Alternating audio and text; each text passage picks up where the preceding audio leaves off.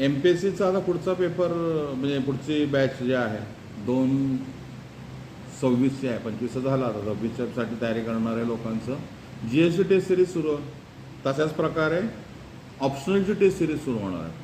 Optional ज्यांना लिहायचं आहे त्याचं पेपर काढणे किंवा त्याच्यावर चर्चा करणे, 1 to 1 डिस्कशन करणे, असे एक 5-6 जे मी घेऊ शकतो किंवा मला जे तपासता येतात त्यातले असे जे विषय आहेत ते म्हणजे अँथ्रोपॉलॉजी, त्याच्यात पेपर असतील, टेस्ट असेल. सोशिओलॉजी आत्ता बॅच पण चाललेली आहे, टेस्ट सिरीज पण माग घेतली. मराठी लिटरेचर, हिस्ट्री आणि पॉलिटिकल सायन्स.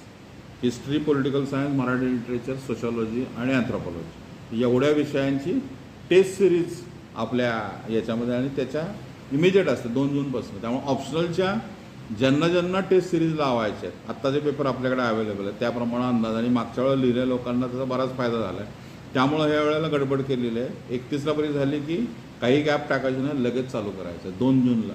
2 जूनपासून आपल्या ऑप्शनलच्या MPSCच्या टेस्ट सिरीज सुरू होतील, कारण तो वेळ आपल्याला पकडायचा आहे. नंतर वेळेचा क्रायसिस आता काही जणांना जाणवला तसा तो जाणवायला नको, म्हणून ऑप्शनल जे आता म्हटलं हिस्ट्री आहे, मराठी लिटरेचर आहे, सोशिओलॉजी आहे, पॉलिटिकल सायन्स, अँथ्रोपॉलॉजी याची टेस्ट सिरीज 2 जूनला MPSCसाठी सुरू होते.